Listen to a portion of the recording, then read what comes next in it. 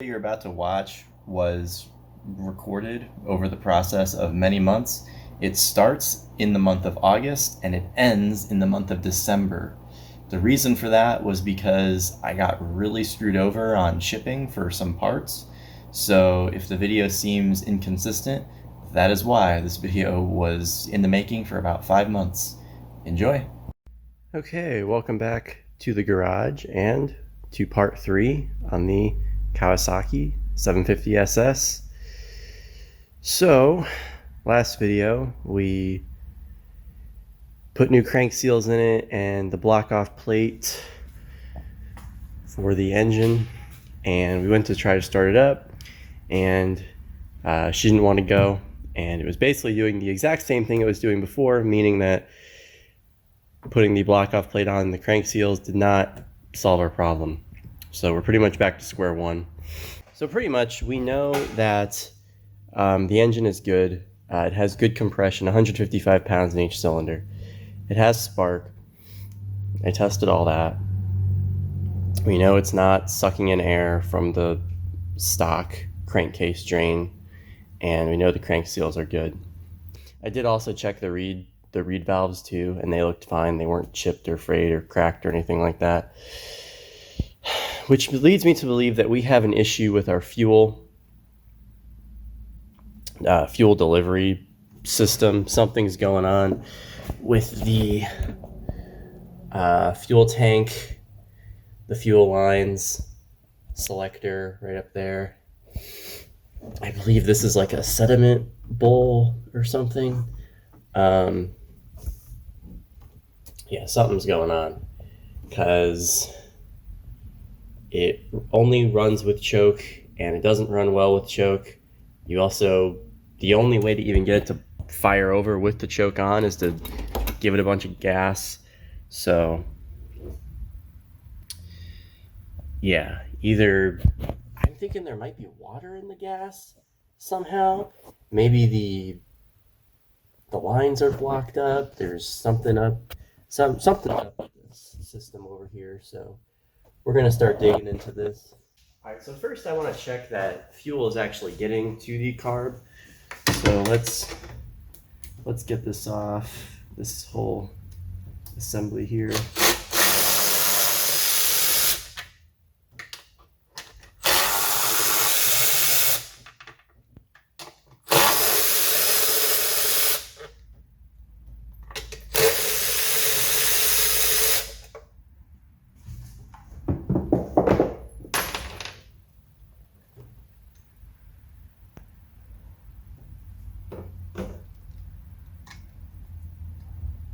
All right, so this is our carburetor here. Here's our fuel return line. So I've disconnected it from the tank up there. I have a cup down here, so we're gonna try to catch some of the fuel that comes out, and we'll see if, well, one, we'll see if the fuel pump is working, and two, we can see if there's water in the gas. All right, so I'll spin the engine over here, see what we get.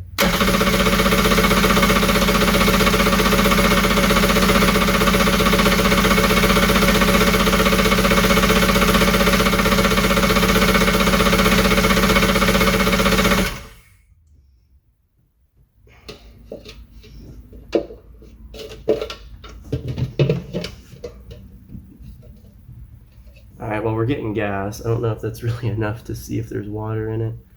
So it's kind of a strange color. It's like green almost. It should be blue because the premix fuel I was using was blue. It doesn't really smell like it doesn't smell like how gas normally smells. So let's go ahead and siphon all the fuel out of this tank, because I have a feeling the fuel, it might just be bad gas, which if that was the case, that'd be really nice. All right, so this is a piece of crap. Don't ever use these. These are complete junk. You grab yourself like a turkey baster and just use it to pull a suction from the tank. It works so much better. Anyways, I did get a big cup of fuel, and I don't think there's water in it. Water should settle to the bottom. It doesn't look like there's any water in it.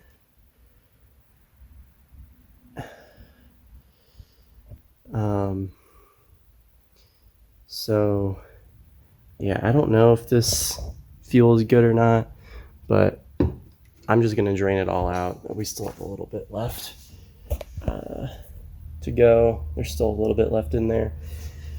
So we're just gonna drain all that out. We'll put fresh gas in it. Well, we'll also go through all the lines. We'll blow everything out. Just go through the whole thing basically. Just make sure it's all good. And we'll see.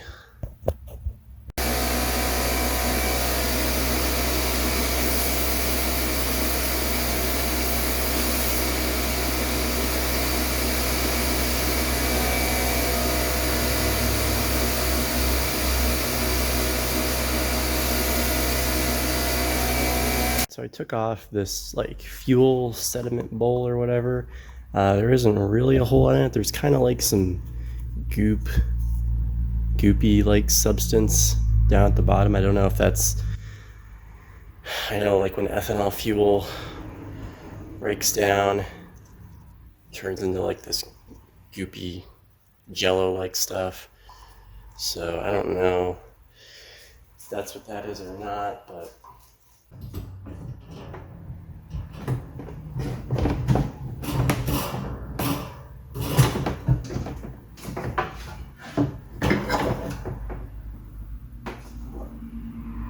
okay, so here's the pickup tubes, and as you can see, yeah, they're, oh damn, that one's just like breaking. Wow, they're pretty badly corroded. Wow, oh god, look at all that. That's pretty bad. That's from ethanol. That is from ethanol gas. And yeah, you see it's super brittle. This is like breaking, and yeah, that one just broke too. There's all kinds of varnish. So that's not good. I think I'm just about to take the whole tank out and just clean everything out. Okay, well, I basically had to take everything back out. The engine's out again, but I have the tank loose. I didn't see any other way of getting it out because I don't think it was gonna fit through here. So I've got it, let's see, light here. So I've got it disconnected from the filler neck, and let's see. So now I'm just trying to kind of work on getting it out of here. It is extremely gross over there, and the entire garage smells like a dead body. It's bad. There was definitely some bad fuel somewhere in there.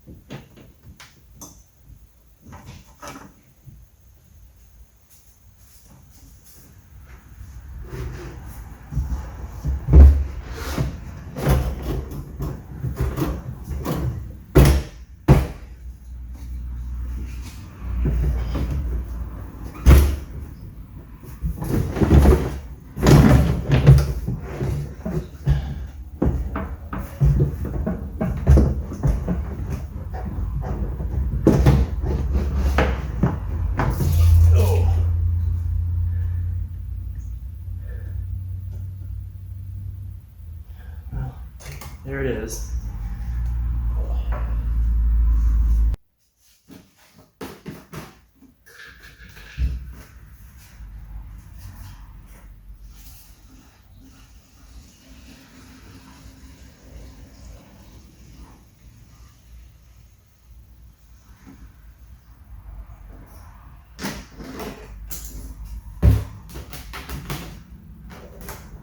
All right, so here's our fuel level sensing unit.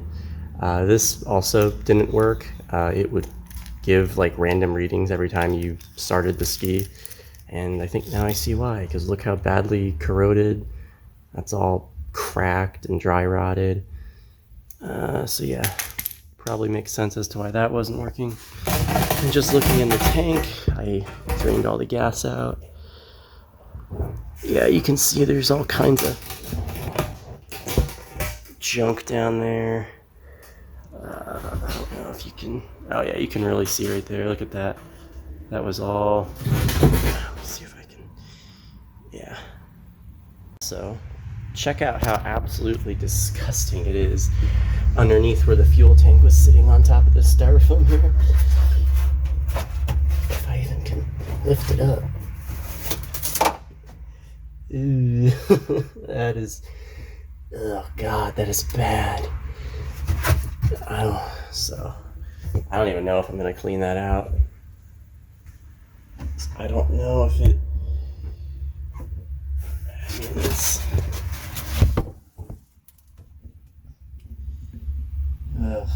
yeah, that's pretty bad. All right, so I cleaned out the gas tank, got all that sediment out of there, and I'm gonna let it dry for a really long time. Make sure it's 100% dry before I put fuel back in it. But yeah, so let's actually, one more thing I want to do. I want to take off our fuel selector here.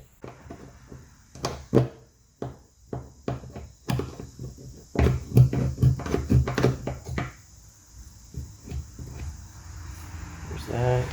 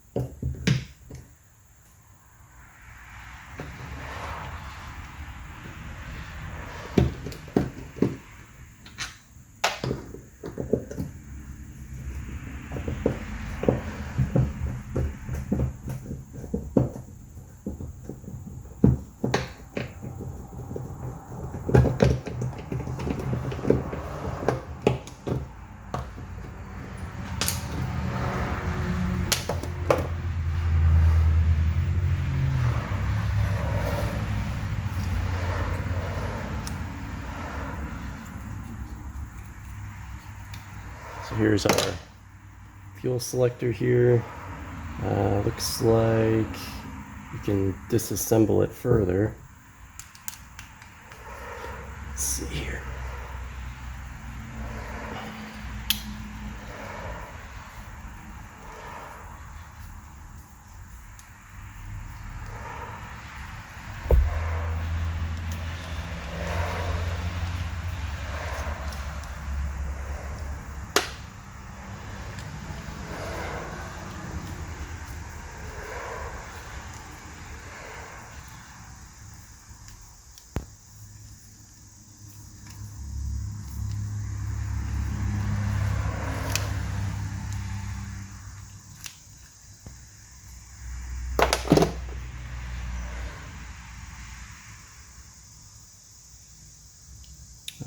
Yeah, I mean, there's definitely quite a bit of corrosion in there.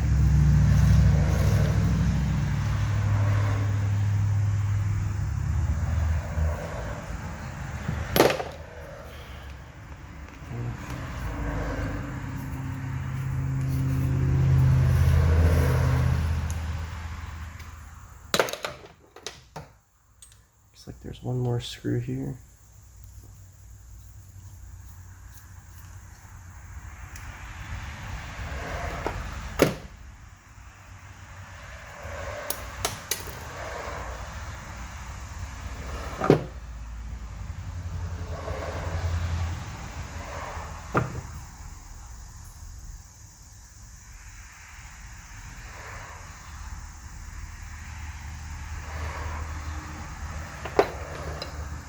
So there's a spring here, which slides in there.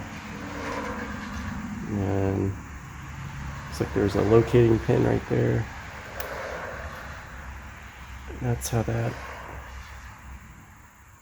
works.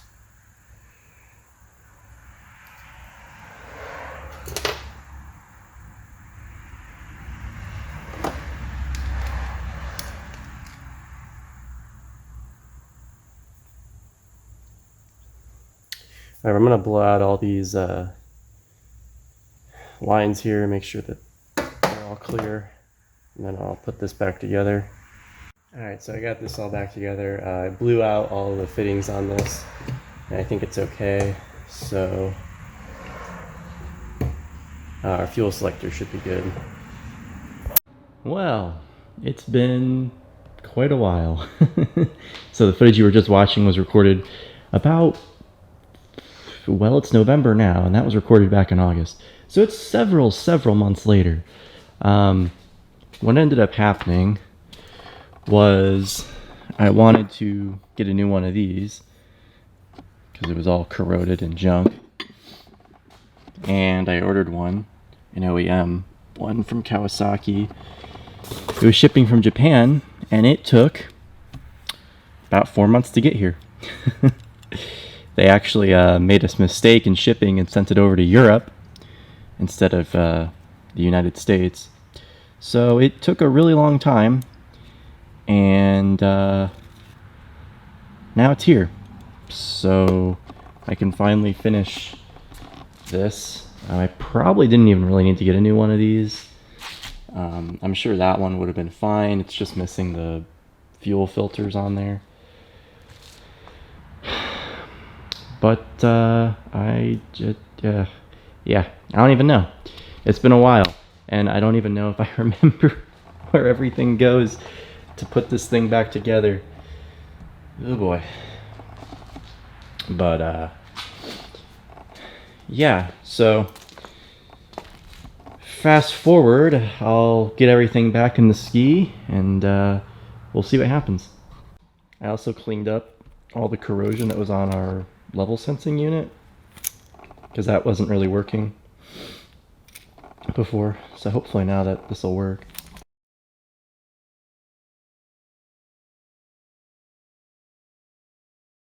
I went ahead and got a new gasket kit for it as well. This comes with the intake reed cage gaskets, new base gasket, new head gasket on there as well too.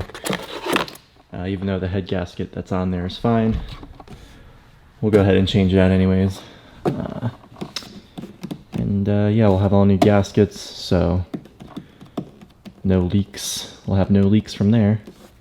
Alright, so we got our gaskets here for our intake, and then I got an exhaust gasket right here, and then a base gasket, as well as head gasket. And I believe these are just carburetor intake gaskets that came with a bunch of them. So I've already got the intake off, so we'll go ahead and get these on here.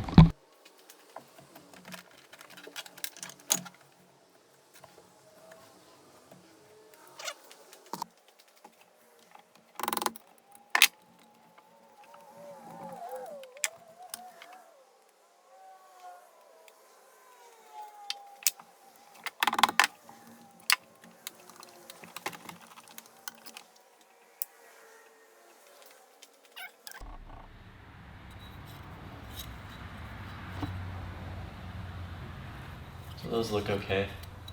We're just gonna get some new gaskets on here.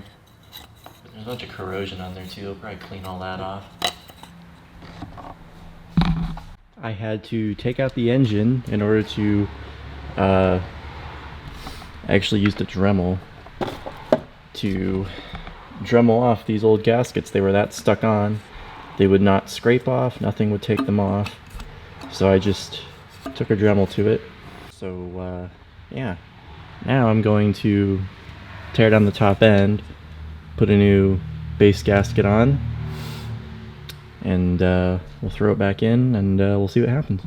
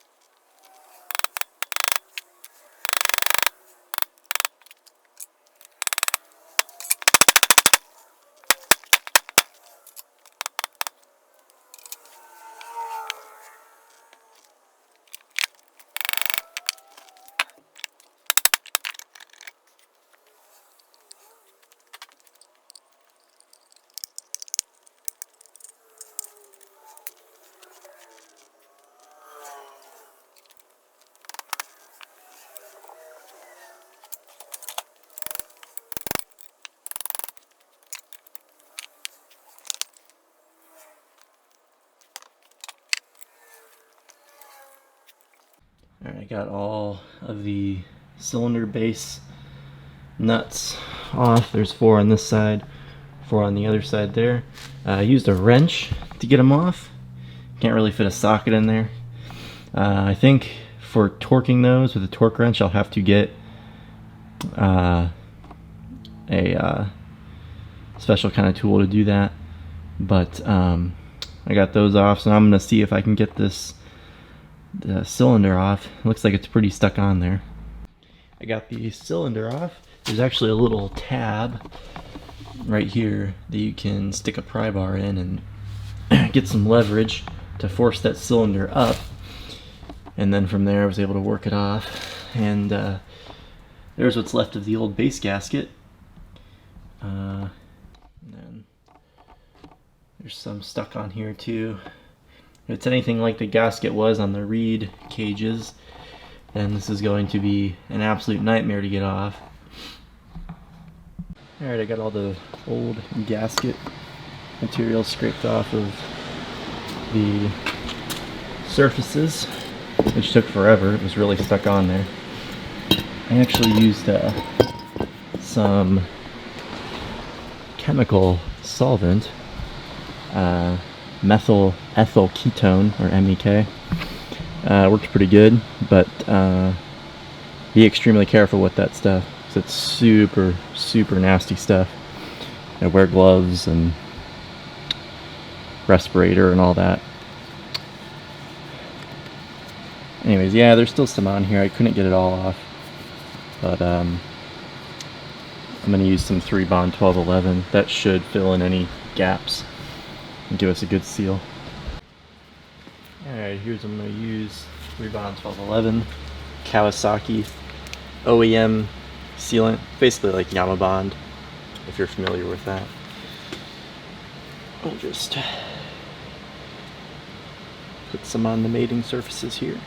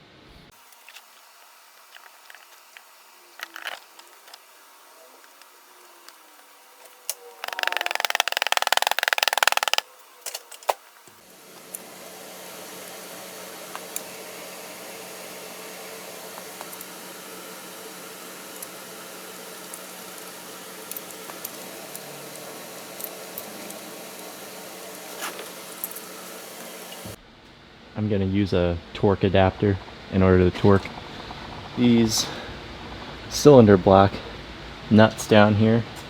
I usually don't care about torquing stuff down too much, just get it snug, good and tight. In the case of engine stuff that holds engines together, I do like to actually torque that down properly. So one of these will let me get a torque wrench on that. These get torqued to 25 foot-pounds.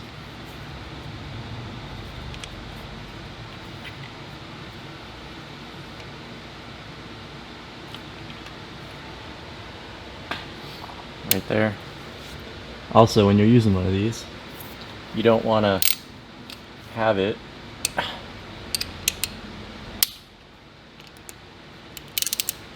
like torque it like this, because that'll throw off the torque value, because this is longer than the wrench. There's a formula you can do to figure it out, but who cares about that? Just hold it to the side like that and you don't gotta worry about that.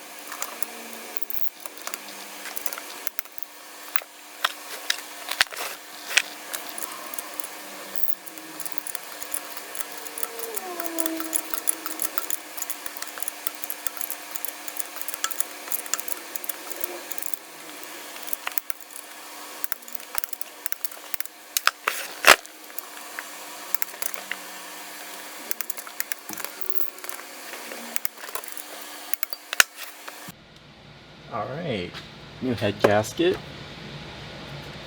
I'm not sure if it's directional or not.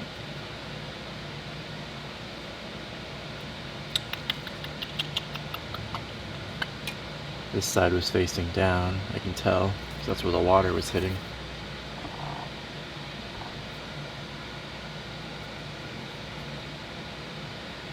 Oh, it says right there, up.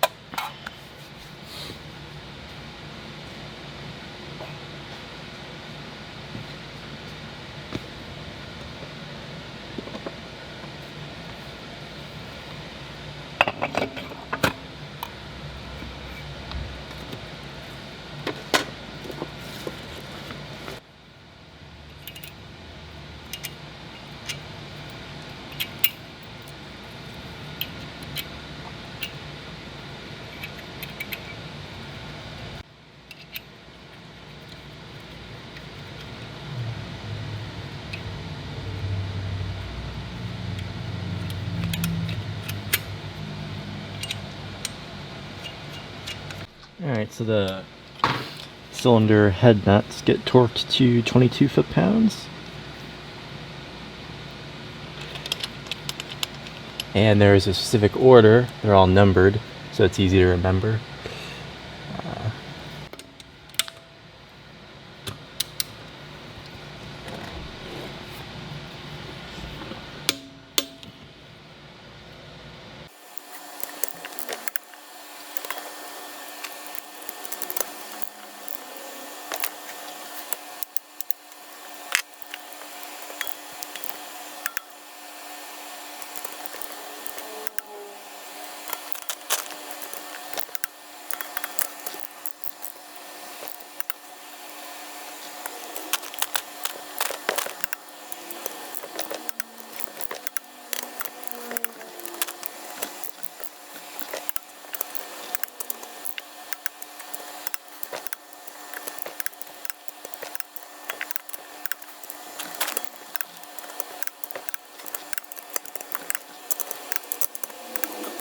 Alright, cylinder head's all torqued down. Feels like it has good compression, so that's good.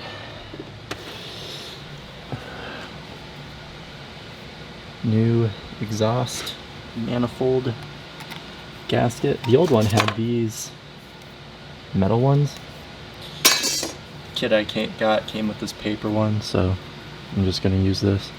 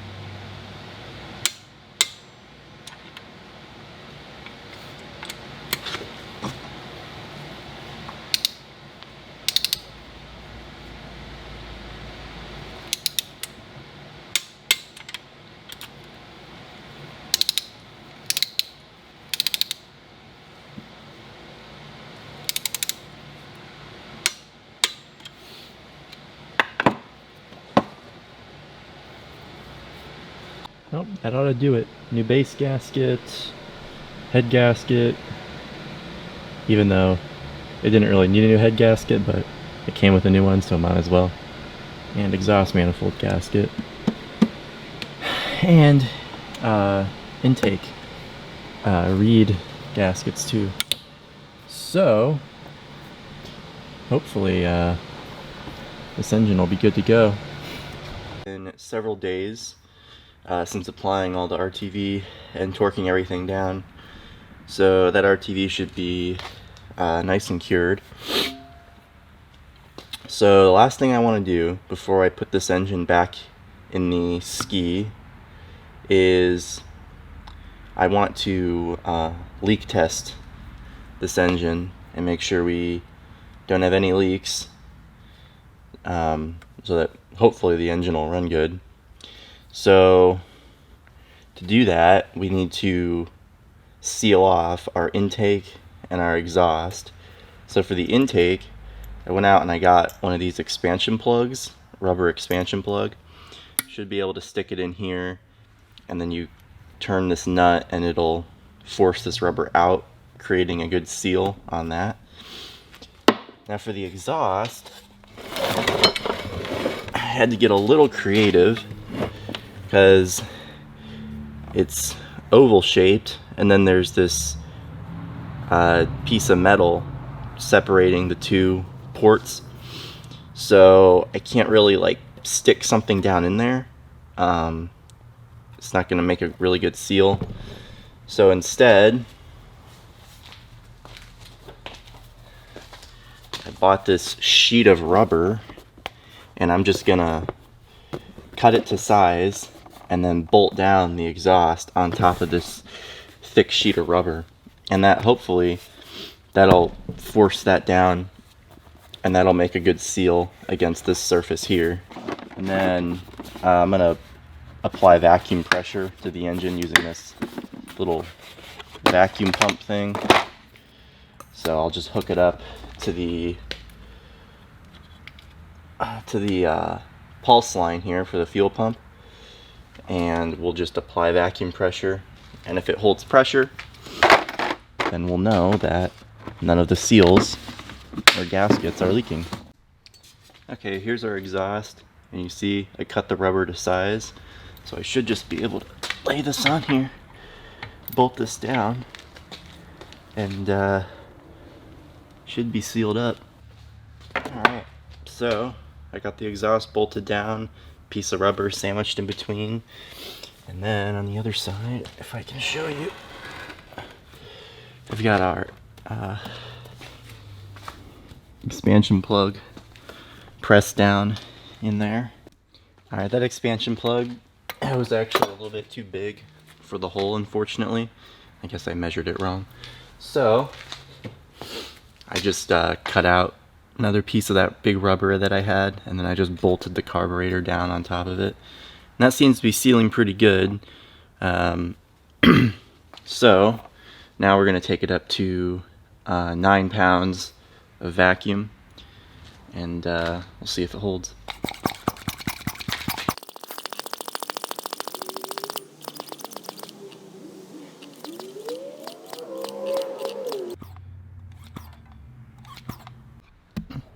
We got our timer going. It needs to hold for about 10 minutes, so it's been right around a minute and a half, and our gauge hasn't moved, so we'll check back in about 8 minutes. And alright, it's been right around 10 minutes, and it held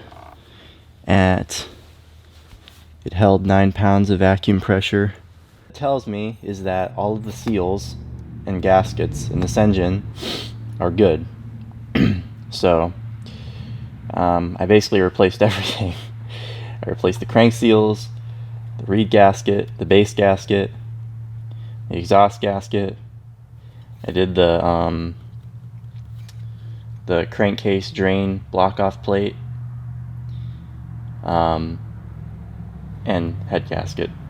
But that wouldn't matter. But anyways, yeah. So this engine should not have any vacuum leaks. We did the leak down test and it's good. So I'm gonna call this engine good. I'm gonna put it back in the ski. I also, using a pop-off pressure tester, went ahead and am testing positive pressure in the engine, because before we tested vacuum pressure, which is negative pressure. So now I'm using a pop-off pressure tester to test positive pressure in the engine. So I was reading online, people said it's probably a good idea to just test both, because the engine will see both kinds of pressure when it's running. So yeah, I went ahead and pumped it up to 9 psi, and it has held for 10 minutes, so good to go. Okay, the ski is back together. Everything's back in. I do apologize, that light isn't working for reasons, but and I don't feel like dragging my light over here, to be honest. So you'll just have to deal with my little headlamp here. So yeah, I have everything back in. I have a compression tester hooked up. I want to do a compression test because I did put a new head gasket on, so I just want to verify that, you know, I didn't screw it up. So we'll go ahead and do that.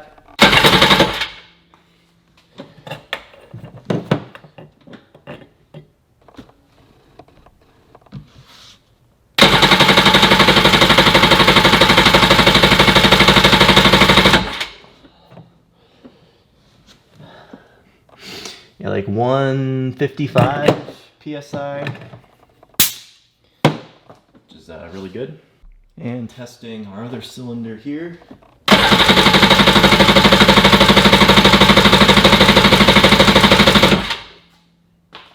So we got, that looks really good. What is that? Trying to look at it through the camera here. So like 160, looks like. Yeah, right about 160, which is also really good. So 155 in one cylinder, and then 160 in the other.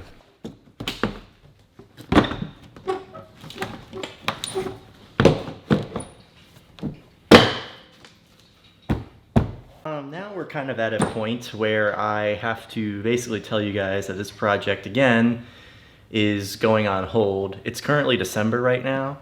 It's really cold, and my options are basically I can go to there's like a reservoir type lake near me. I don't think that's frozen.